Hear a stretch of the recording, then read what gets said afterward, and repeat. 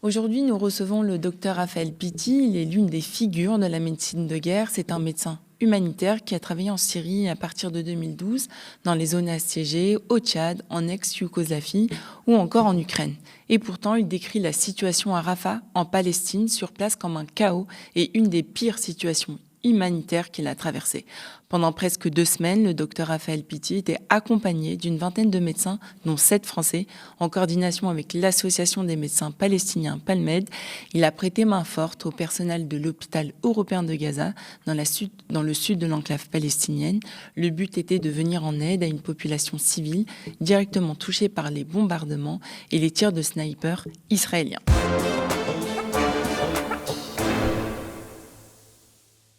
Donc, bonjour, docteur Pitti.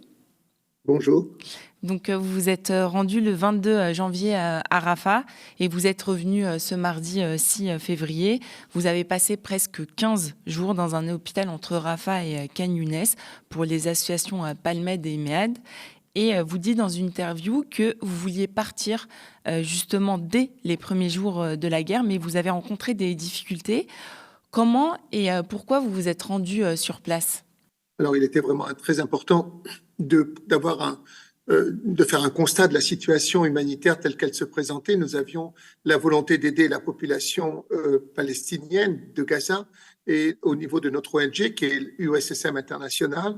Et nous avions le projet de monter 10 centres de soins primaires pour cette population qui est déplacée, puisque la ville de Rafah fait 250 000 habitants et qu'elle passait à 1,4 million.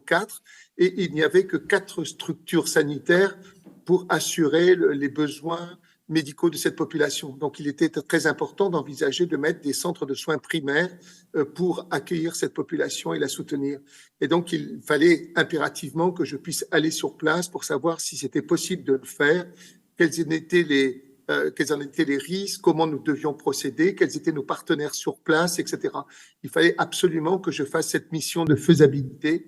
Et donc, j'ai profité de la mission, d'accompagner la mission médicale qui avait été organisée par une association américaine, RAMA. C'est elle qui avait obtenu les autorisations de l'Égypte et des Israéliens via les Américains. Et nous avons pu, les 7 Français, nous avons pu nous joindre à eux. C'est comme ça que j'ai pu pénétrer à l'intérieur. Alors, bien évidemment, nous sommes tous allés à l'hôpital européen. C'était la première des missions. Nous avons été très, très, très bien accueillis par l'ensemble de nos collègues. C'était même très touchant. C'était très touchant aussi d'être accueillis par la population qui voyait là un renfort inespéré, une aide psychologique. Ils nous l'ont fait sentir plus d'une fois. Le directeur de l'hôpital nous a accueillis avec une accolade, chacun d'entre nous, en nous disant merci. D'être présent avec eux. Ça, c'était le premier point le plus important, c'était cet aspect psychologique de renfort que nous amenions. Bien évidemment, c'était important aussi de voir quel était le constat que l'on pouvait faire de la situation médicale de cet hôpital. Et vous êtes justement, vous le dites, vous vous êtes rendu compte aussi qu'il y avait un manque, le lien justement entre l'extérieur et cette enclave qui est vraiment, on va dire, encerclée, où il n'y a aucun contact avec l'extérieur. Et vous avez décrit justement la situation dont vous avez été témoin sur place comme un chaos, et vous avez parlé de médecine de dénuement. Oui, c'est bien évidemment la situation. L'hôpital, par exemple, l'hôpital européen, est entouré de 25 000 personnes qui sont venues se réfugier contre l'hôpital, espérant ne pas subir les bombardements. Et vous en avez 3 à 4 000 qui sont à l'intérieur de l'hôpital, qui dorment dans les couloirs, dans les escaliers, même dans les ascenseurs, dans l'ascenseur de l'hôpital qui n'est plus utilisé à cause du manque d'électricité. Et donc, vous avez aussi des gens qui vivent dans l'intérieur de l'ascenseur. Il y a il y a du monde partout. Il y a à l'entrée de la réanimation comme à l'entrée du bloc opératoire, etc., ce qui pose de véritables problèmes d'hygiène. Bien évidemment, tout s'infecte et s'infecte beaucoup. Et même si vous tentiez de sauver des jambes, malheureusement, quelques jours plus tard, il faut envisager l'amputation parce qu'il y a des infections majeures qui se développent. Donc, c'est une médecine du dénouement parce que cet hôpital est en même temps l'hôpital d'accueil et pas l'hôpital de transfert vers le traitement. De ce fait, il est submergé par le nombre de malades. Il a 400 lits, mais actuellement, il y en a 900. Et il y en a 200 en particulier qui ne peuvent pas sortir de l'hôpital parce qu'ils ont besoin de soins, c'est-à-dire de pansements, mais ils n'ont ni où aller et ils ne peuvent absolument pas se nourrir et l'hôpital assure au moins un repas par jour. Et donc, de ce fait, submergé par le nombre de malades, submergé par le nombre de gens qui vivent à l'intérieur de l'hôpital, dans les conditions chaotiques dont tout cela représente, alors le tri est très simple. Les blessés les plus graves ne sont pas soignés. Et donc, on ne soigne en fin de compte que les blessés qui ont véritablement une chance. La réanimation n'a que 8 lits. Le laboratoire est incapable de suivre parce qu'il manque de kits. Dans cette situation-là, vous faites un tri où malheureusement beaucoup sont laissés pour compte, c'est-à-dire ils sont considérés comme des mourituries et on les laisse mourir. Et là aussi, c'est vrai qu'au niveau des membres, eh bien, on a une facilité à amputer plutôt qu'à réparer. Est-ce que vous dites, oui, on ne cherche plus à réparer, on coupe. Et est-ce que vous étiez préparé à ce que vous avez vu sur place? Parce que vous parlez, enfin, vous avez dit comme quoi c'était une des pires crises que vous ayez vues. Et pourtant, vous en avez fait plusieurs. Écoutez, c'est de ce point de vue-là, c'est-à-dire c'est l'aspect chaotique de l'hôpital.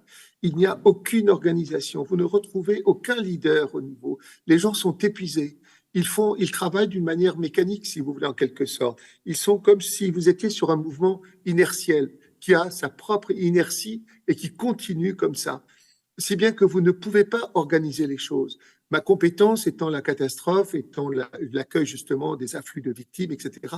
À aucun moment je n'ai eu un interlocuteur en face de moi capable de dire avec lui, on va réorganiser l'accueil, on va faire un tri à l'extérieur de l'hôpital, on va faire entrer que les urgences à l'intérieur. C'est impossible. En plus des blessés de guerre, il y avait aussi toutes les pathologies comme pathologies chroniques, les traitements longs qui ne sont plus assurés, les chimios interrompus, ce qui peut aussi poser la question de la perpétuation du travail de l'Office des Nations Unies pour les réfugiés palestiniens, qui est menacé justement de stopper ses activités par manque de financement après la décision d'un certain nombre de pays, dont les États-Unis et la France, donc suspendre leurs contributions financières. Je voulais juste revenir aussi sur le témoignage que vous avez fait concernant aussi les femmes palestiniennes, parce que dernièrement, il y a eu ONU Femmes France qui, sur son compte Instagram, ne parle absolument pas des milliers de femmes palestiniennes qui accouchent sans prise en charge médicale, à même le sol, sans anesthésie. On parle aussi de la hausse de 300% de fausses couches, encore des morts-naissances. Donc ça a été dit dans un rapport des Nations Unies. Vous avez évoqué justement le sort d'une jeune femme de 24 ans qui était diabétique et qui a accouché d'un bébé mort. Et c'est le destin malheureusement de plusieurs centaines de femmes palestiniennes. Évidemment, il n'y a qu'un seul hôpital mère-enfant, qui est l'hôpital émirati, qui est submergé par le nombre. Il suffit de rentrer dans l'hôpital. Il y a un monde fou de toutes ces femmes qui ont besoin d'être suivies, etc., d'être en consultation. On a déplacé 1,4 million personnes. Et donc, il y a un besoin, bien évidemment, de surveillance de ces maternités qui sont extrêmement difficiles dans une situation où il n'y a pas suffisamment à manger pour ces femmes, il n'y a pas de suivi au niveau échographique, il n'y a pas de suivi au niveau biologique. Et donc, il y a cet hôpital qui faisait en général à peu près 6 césariennes par jour est passé à 30, en moyenne, une trentaine de césariennes par jour. Et donc, ce qui pose véritablement des problèmes. Il n'y a que 2 médecins anesthésistes, il y a 2 gynécologues. Là, maintenant, ils ont été renforcés par un de nos collègues, le docteur Zouer Lana, qui est venu renforcer cette équipe. Oui. Mais ils sont submergés par le nombre. Vous savez, il y a la table de réanimation qui existe dans toute salle d'accouchement, qui permet en même temps de réchauffer l'enfant, de l'examiner, etc. Quand il naît, il a été jusqu'à 4 enfants sur cette table. Tellement, alors que généralement, la table n'en admet qu'un. Il y a vraiment, ils sont débordés par le nombre de naissances au même temps, et au même temps de césariennes, et au même temps de complications que l'on peut voir. Et j'ai cité justement cette mère de 24 ans qui est morte, elle aussi, non seulement son bébé, mais elle aussi, parce que le laboratoire était incapable de suivre, alors qu'il fallait un bilan pratiquement toutes les heures, et le laboratoire n'était capable que de nous fournir un bilan toutes les 6 heures. Est-ce que vous Vous avez tous ces morts collatéraux qui sont pas le fait de la guerre directement, mais qui sont le fait de la situation même dans laquelle est cette population. Et on oublie que justement, et vous le rappelez qu'en plus des blessés de guerre, il y a aussi toutes ces personnes qui subissent, ne serait-ce aussi que par les infections et par tout le reste. Il n'y a pas longtemps, on a aussi Oui, évoqué le fait que beaucoup de femmes, même pendant leurs règles, n'avaient même pas de serviettes hygiéniques, prenaient des oui, morceaux oui, de tente. Et oui. ça, vous l'avez vu, oui. Il y a des difficultés aussi pour les pampers parce que comme de toute façon, elles ne peuvent pas laver le linge, elles ne peuvent utiliser que des matériels à usage unique. Or, les pampers coûtent très, très, très cher et donc les femmes ne savent pas très bien comment s'en sortir. Mettre des couches aujourd'hui qui sont lavables pose un vrai problème. Comment les laver? Il y a toutes ces difficultés que vous citez de la vie de chaque instant. Il y a vraiment une situation de déshumanisation de la population. Et vous avez dit aussi avoir été encerclé pendant votre mission pendant 11 jours par l'armée israélienne. Vous avez fait état Non, aussi pas d'arrêt. nous. Non, non, non, pas nous. C'était l'hôpital Al-Nasser qui était à D'accord. Yann Kounès, au centre même. L'hôpital a été encerclé pendant 11 jours. Il a été libéré de son encerclement 3 jours avant notre départ. Nous n'avions plus aucune nouvelle de nos collègues qui étaient à l'intérieur de l'hôpital de Yann Kounès. Les malades ne pouvaient pas rentrer, ne pouvaient pas sortir non plus. Et et les Israéliens avaient enlevé le directeur de l'hôpital. Oui, vous parliez d'arrestation sommaire des directeurs Oui, oui, d'hôpitaux. Oui. et même de torture. J'ai un enregistrement, en tous les cas, d'un jeune infirmier qui était à l'hôpital indonésien à Gaza, qui a été enlevé pendant 32 jours et qui a été torturé dans le Negev. Il avait les yeux bandés, les mains attachées. Il ne voyait pas du tout qui l'interrogeait, mais il le frappait. Ils ont des décharges électriques. J'ai l'enregistrement. Et il explique qu'on a tenté de lui faire avouer que cet hôpital soignait les gens du Hamas. Ah, d'accord. Et donc, pour vous, la solution, vous parlez d'un cesse-le-feu immédiat parce qu'on fait Il n'y a face. pas d'autre solution. Il n'y a Ouais, pas d'autre solution. on est Et d'accord. ne serait-ce que même d'envisager une attaque sur Rafah dans la situation dans laquelle se trouve cette population est un vrai scandale sur le plan humain, sur le droit international. Vraiment, il est urgent en tous les cas d'enlever même cette idée d'attaquer Rafah dans cette situation. Moi, j'en appelle au gouvernement français à dire qu'il faut immédiatement rappeler notre ambassadeur et il faut immédiatement arrêter de fournir des armes à Israël. C'est un impératif humain qu'il nous faut immédiatement prévenir le gouvernement israélien que nous ne pourrions pas accepter justement de faire subir cette terrible attaque qui, si elle se produit sur Rafah et sur sa population. Et j'en appelle tout le monde à se lever pour ne même pas leur laisser imaginer de le faire, de pouvoir le faire. Merci beaucoup, Dr Pitti, d'avoir répondu à nos questions et d'avoir partagé la réalité de ces milliers de Palestiniens. On vous remercie et on espère vous retrouver prochainement.